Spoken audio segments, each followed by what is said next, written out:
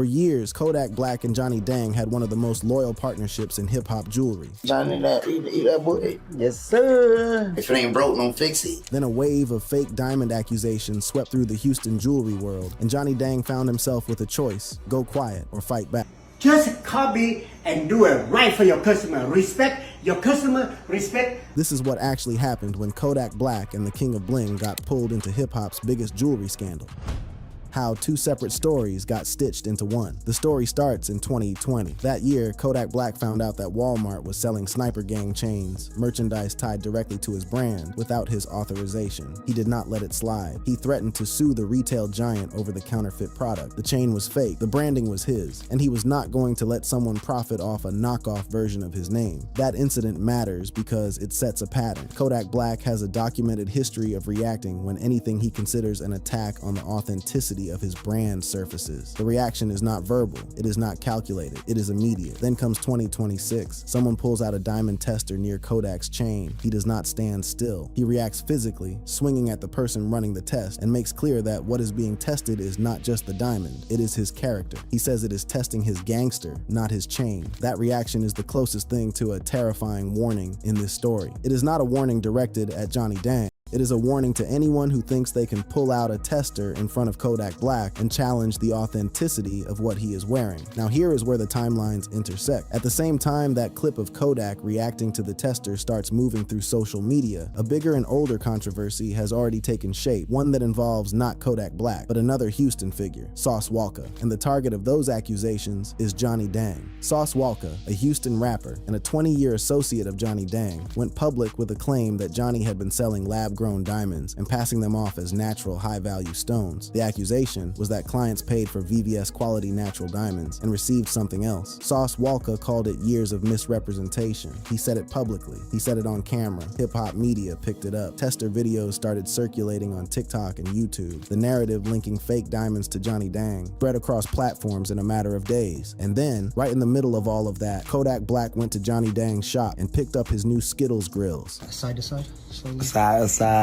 And man, you got me and Johnny back to back with it. That is not the behavior of someone who has just sent a terrifying warning to a jeweler. That is someone continuing a business relationship without interruption. Yes, sir. Yes, sir. Skittle. Yeah, we lit Skittle Grill. The Skittles Grill's pickup is on record. Kodak in Johnny's shop picking up multicolored custom pieces, calling him Diamond Boy, and keeping the relationship intact. No confrontation, no warning, just business, the same way it has been for years. So what actually happened is this: two separate events, Kodak's chain testing incident and Sauce Walka's accusations against Johnny Dang, ended up in the same news cycle. Hip-hop media stitched them together into one story. Kodak's reaction to the tester became the terrifying warning that click-driven content could use in a title. But the two stories are not the same story. Kodak never called out Johnny Dang. He never issued a warning to Johnny Dang. He picked up grills. The man who did call out Johnny Dang was Sauce Walka. And to understand why that accusation carries the weight it does, and what it means that the most recognizable name in hip-hop jewelry is now under fire, you need to understand who Johnny Dang is, what he built, and what is genuinely at stake when someone starts questioning whether his stones are real.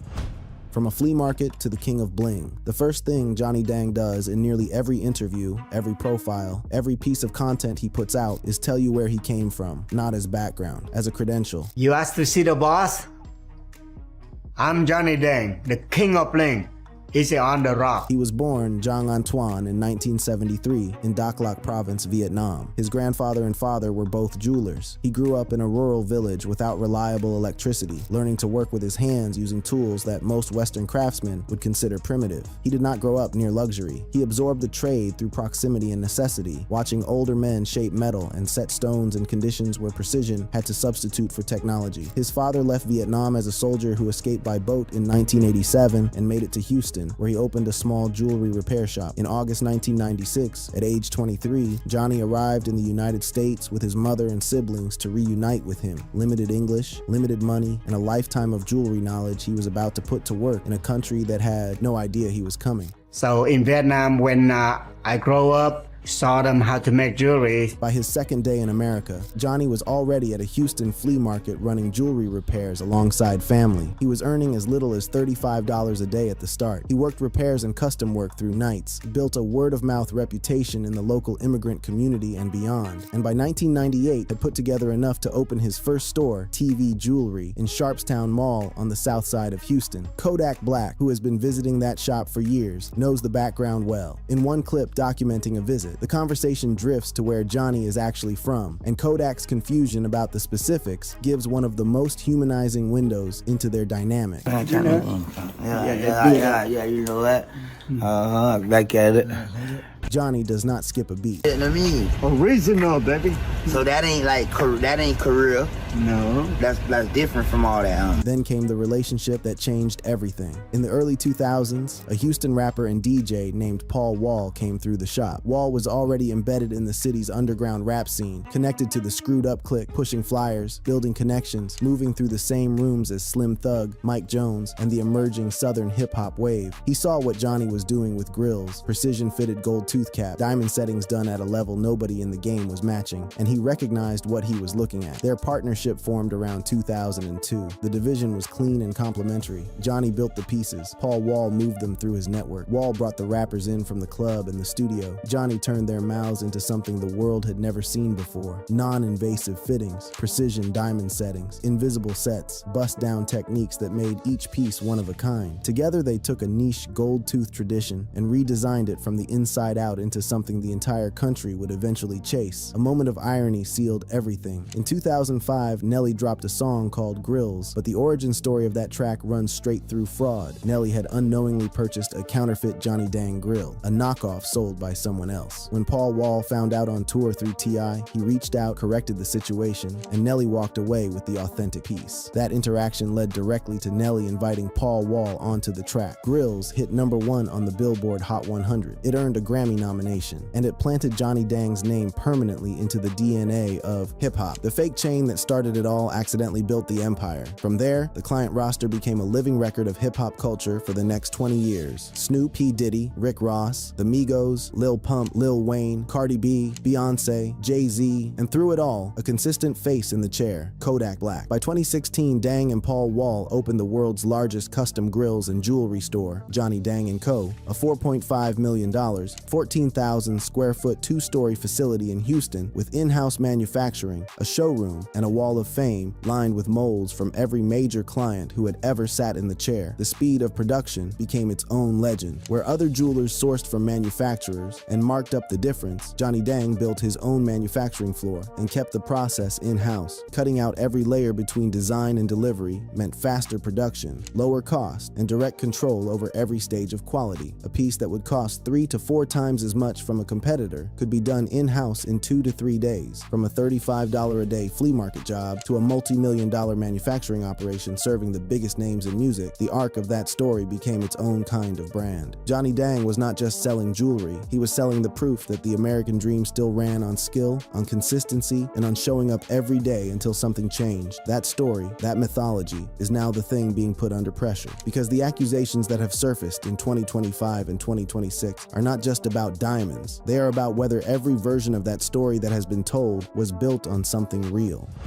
The accusation that came from inside the building. Sauce Walka did not emerge as some anonymous voice throwing stones at an institution from a distance. He came from inside the building. His relationship with Johnny Dang stretched back more than 20 years. He was not a client who walked in once and made a one-time purchase. He was the kind of embedded, long-term associate who represents the actual foundation of a jeweler's reputation. The person who keeps coming back, who brings others with him, who vouches without being asked because the work has consistently earned it. In hip-hop jewelry, that kind of sustained loyalty is worth more than any marketing campaign. It is the living proof of quality, which is precisely what made it so rupturing when Sauce Walka stood up and said that Johnny Dang had been selling lab-grown CBD diamonds, stones created in a laboratory, and passing them off as natural, high-value VVS quality pieces at natural diamond prices. The accusation spread across platforms immediately. Tester footage began circulating. The framing from Sauce Walka was not that this was an isolated mistake born of supply chain confusion. It was systemic, deliberate misrepresentation, he alleged, with out-of-town celebrity clients receiving preferential treatment, while longtime Houston locals who had been with Johnny from the beginning were the ones being sold inferior product at premium prices. The gap between lab-grown and natural diamond pricing matters enormously here. A natural VVS diamond commands its price because of scarcity, geological age, and a certification chain that traces the stone from mine to setting. A lab-grown CVD diamond can be produced in weeks at industrial scale and is chemically identical to a natural stone but worth a fraction of the price on the secondary market. A jeweler who purchases lab-grown at lab-grown prices and sells at natural prices captures an enormous margin on every single transaction, and does it in a way that is virtually undetectable without the specific test equipment most clients never think to bring to a jewelry pickup. The reason this specific accusation detonates so rapidly in hip-hop is not purely financial. It is social and reputational at a level that goes far beyond the transaction itself. The chain a rapper wears in a video is not just a purchase. It is a declaration made publicly, put on record, embedded into visual content that accumulates hundreds of millions of streams over years. It gets photographed. It gets referenced in verses. It becomes part of how the artist is read and remembered by their audience. If the stone in that chain is a lab-grown diamond that was sold as a natural VVS, then the declaration is a lie, and the only person who knew was the jeweler. The artist becomes the public face of a fraud they were never told was happening. That structural vulnerability, the fact that almost no hip-hop client runs an independent diamond verification before wearing a piece, is what makes allegations like Sauce Walka's so difficult to contain once they are released. There is no way to retroactively test a piece that has already been worn, photographed, and filed into the cultural archive of hip-hop without reopening every transaction with every client stretching back years. Coverage spread across YouTube and hip-hop media with the velocity of a story that had been building underground before it finally broke surface. Outlets analyzed the tester footage, debated what a confirmed widespread substitution operation would mean for the clients on Johnny Dang's Wall of Fame, and asked whether Houston's most famous jewelry institution had been running on a foundational deception. And then, in full public view, the 20-year bond between Sauce Walka and Johnny Dang collapsed, not behind closed doors, not resolved in private with a handshake. It collapsed on camera, on record, in front of an audience that was watching every word. The weight of what that represents in the Houston jewelry world cannot be overstated. Johnny Dang built his reputation one loyal customer at a time. Sauce Walka was not a footnote in that ledger. He was one of the oldest entries. When that entry turns into an accusation instead of an endorsement, every other entry in the ledger becomes a question worth asking.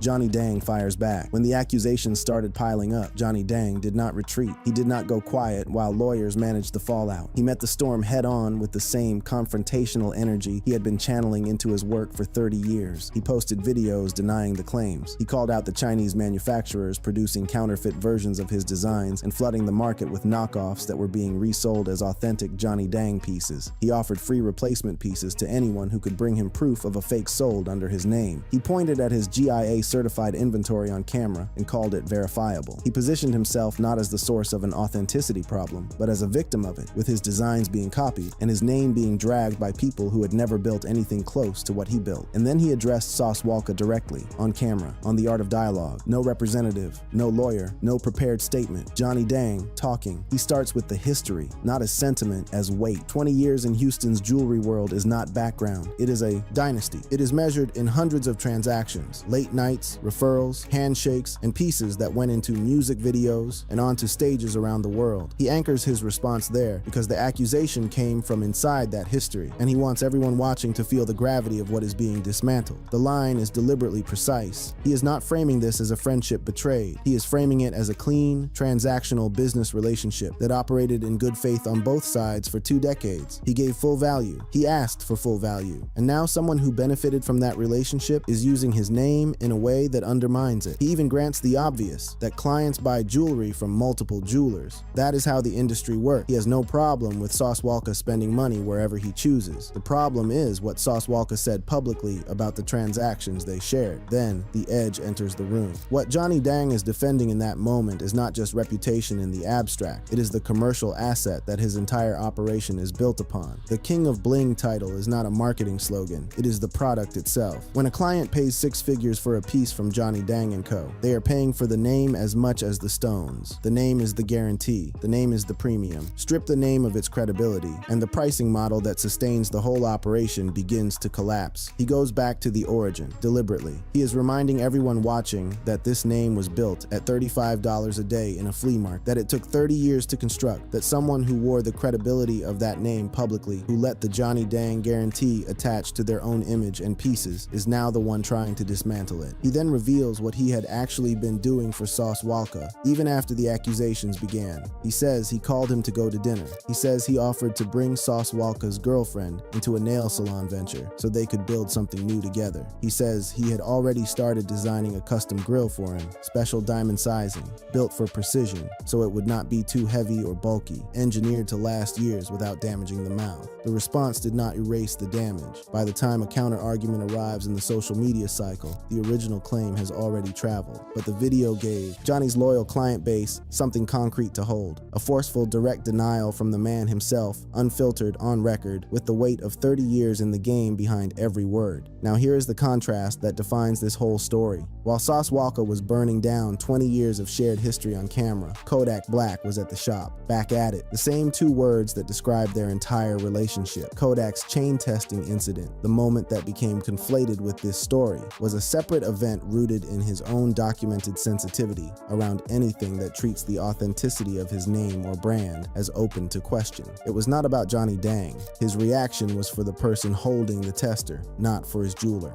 Because whatever storm was gathering around Johnny Dang's name in 2025 and 2026, Kodak Black was not joining it. He showed up and paid for more grills. When asked directly on camera why he keeps going back to Johnny, despite the range of options available, that is the entirety of the terrifying warning Kodak Black sent to Johnny Dang. He sent a Skittles Grills order and a pickup appointment. What happens when the trust breaks? The architecture of Johnny Dang's empire is built on something that cannot be displayed in a showcase case or photographed for a TikTok post. It is built on the assumption that when Johnny Dang tells you what a stone is, that is what the stone is. That assumption is the product. Kodak Black's diamond-encrusted COVID mask, over 30 carats of VVS diamonds, valued above $30,000, described as the world's first diamond-covered pandemic piece. A piece commissioned right after Kodak's jail release, worn in public, documented permanently in the record of that era. For the visual language of one of music's biggest brands, Lil Wayne's high-value permanent work, Beyoncé's custom pieces carrying her Houston roots into her public image, the Godzilla pendant with close to 10,000 diamonds on a single commission, every single one of those pieces is underwritten by the same premise. Johnny Dang's word is the certificate, the GIA stamp, the in-house manufacturing, the decades of client loyalty. All of it collapses into one thing: the belief that you can take a piece from that shop and put it on without ever running a second verification. If that premise fails, if widespread, verified misrepresentation is ever established as fact through independent testing, lawsuits, or confirmed insider testimony, the consequences move in distinct waves. The first wave is reputation. Hip-hop jewelry is not just a luxury market operating inside standard consumer rules. It is a cultural signaling system with its own internal logic. A rapper's chain is a public declaration, embedded into the visual record of their career, photographed, filmed, streamed, referenced in lyrics, for years after it is purchased. Discovering that declaration was built on a misrepresented stone does not just embarrass the jeweler who sold it, it embarrasses the artist who wore it, who may have built part of their public identity around it. That secondary embarrassment is what drives client exits in this world faster than anything else. Every major competitor in the space is watching. Clients who leave have somewhere to land. The second wave is financial. The pricing model at Johnny Dang & Co. is built on the premium attached to natural, GIA certified stones. If that premium cannot be verified, the prices cannot hold at their current level. Refunds become conceivable, legal challenges become possible, and the in-house manufacturing setup that Johnny Dang has always promoted as his key competitive advantage becomes the focal point of scrutiny, because that is where any substitution, if one occurred, would have been made. The third wave is the hardest to recover from. It is historical. The entire arc of this story, the flea market in 1996, the $35 a day, the Paul Wall partnership, the Nelly Grills origin story, The 30 years of immigrant hustle converted into a luxury empire carries its power precisely because it is presented as a story of authentic work rewarded by authentic result. The name Johnny Dang is inseparable from the idea that what he sells is real. If the authenticity of the product is proven to be misrepresented at scale, the story does not just take damage. It transforms into a different kind of story entirely.